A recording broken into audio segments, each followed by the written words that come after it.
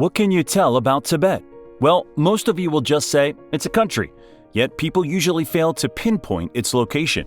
Some will say it's a religion, and they'll be right too, while others will be shocked to discover that the capital of Tibet, Lhasa, can only be reached by foot. Today, we are going to one of the world's most isolated and mysterious countries, home to the strongest people in the world. So, are you ready? Then grab a seat and get comfy. We're going to Tibet. But before we begin, make sure you've subscribed to the channel and hit the bell icon to stay updated with future content. And as usual, the longer you watch, the more interesting it becomes because the most surprising things always show up at the end of the video. Tibet. Upon mentioning this country, most people imagine giant mountains and sheer cliffs. Well, things are a bit different there. Indeed, Tibet is considered to be the highest country. It is located at an altitude of 14,000 feet above sea level. Still, the region boasts small fields and scenic plains, which are famous for plenty of rivers and a mild climate. In Tibet, temperatures rarely fall to sub-zero in winter, but in summer they reach a comfortable level of 59 degrees Fahrenheit. In 1912, Tibet became an independent state, with the entire population practicing Tibetan Buddhism, and Dalai Lama serving as president. Isolated from the outside world, the state kept its everyday life. Tibetans grew rice, farmed, and fished.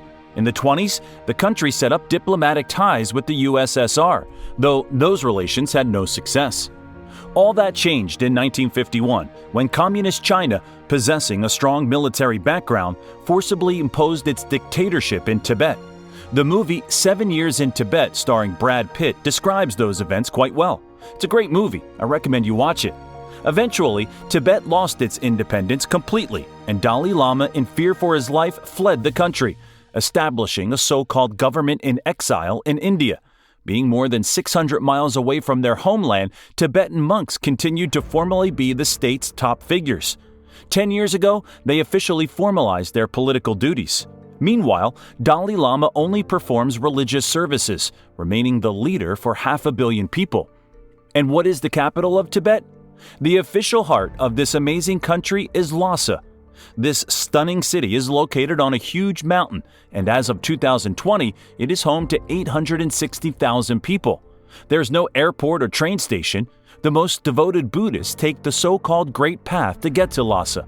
Travelers depart from the Tibetan Plateau, following a twisting mountain track to reach the so-called Point A. This part of journey takes about 20 hours. However, the best comes next. The ascent by foot. It takes the pros exactly 20 days to reach the capital of Tibet, stopping only in one single place on the top of a high mountain to sleep. Such enthusiasts count in hundreds per year, but only a few conquer the mountains of Tibet, where many people have lost their lives. Since it is considered an isolated country, what language do the natives of Tibet speak? You can assume it is Chinese, but that's not the case at all.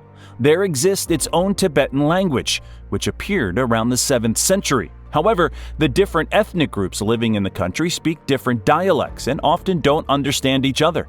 For example, Amdo Tibetans from Qinghai province may not understand residents of central Tibet and vice versa. Still, locals always tend to speak their own language, in which worship is held in all local temples.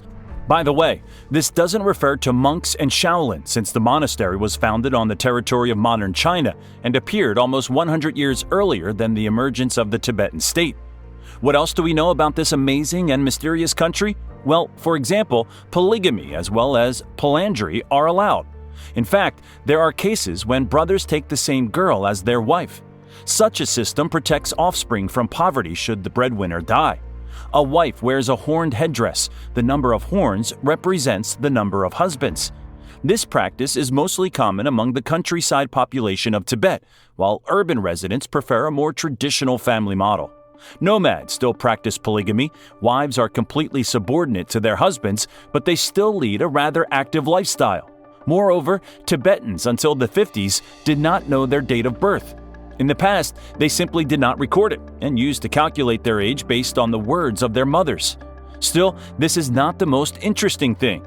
They have no surnames at all. Instead, they use nickname and nationality, such as Nulang Tamang or Mingma Gyabu Sherpa. They have a family name, but it is not used in everyday life. so as not to attract evil forces to the family. The nickname may change throughout life. One of the two first ascenders of Everest was named Namgyal Wangdi upon birth, but he became famous as Tenzing Norgay, which means happy, rich, religious. He got his name on the advice of a lama, and it proved to be the right choice. As for the national Tibetan cuisine, there are many unusual dishes that can surprise even the most sophisticated tourist. The traditional food is tea with a set of spices, accompanied by butter and salt. It is called chisuima, which is the basis for a soup called sampa. To prepare it, they add barley flour, making it a caloric energy drink that helps to quickly restore strength and cleanses the body. Everything is made of natural ingredients grown on small mountain plantations. The culture itself is worth mentioning, as it has preserved many unique elements of dance, poetry, and music traditions. For sacred celebrations, bowls and gongs made of a complex alloy of metals are used, emitting a melodic ringing of different tones. Tibetans also use different stringed instruments, several kinds of drums and flutes, including those made from human bones. Where do they get them from? Well, we should speak about the burial ritual. Due to the high altitude of the Tibetan plateau, there are not many trees, and it's impossible to dig a grave in the rocky base. So Tibetan people adopted a distinctive tradition. The corpse is laid out on a special ground to be eaten by predatory birds. This is done by a dedicated person, Rogepa, body crusher. He recites special prayers while playing instruments made of human bones. The vultures there are obese and fattened, crowding around the Rogepa like chickens. When they scatter the body, it is considered a good sign, which means that the human soul is safely ascended and will soon be reborn again. The Chinese government tried to ban the tradition, but numerous requests from Tibetans brought it back into practice. We never stop repeating that Tibet is an amazing country. It is in a place hardly accessible to ordinary people. People there pray every day and grow their own food, not depending on supermarkets and delivery services.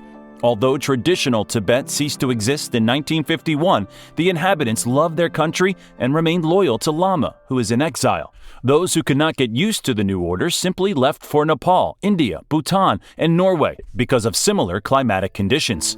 Many people moved there and earned money by translating ancient texts into European languages. Now Norway is home to a large Tibetan diaspora, which maintains close contacts with relatives in the Himalayas. In Norwegian markets, you can find typical yak wool knitted hats for sale. If you have a chance, you should definitely visit Tibet because everyone should see this unique place.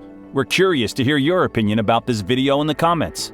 At this point, we get to the end of our video. We hope you enjoyed it. Make sure to subscribe to the channel and hit the bell icon and give this video a big thumbs up.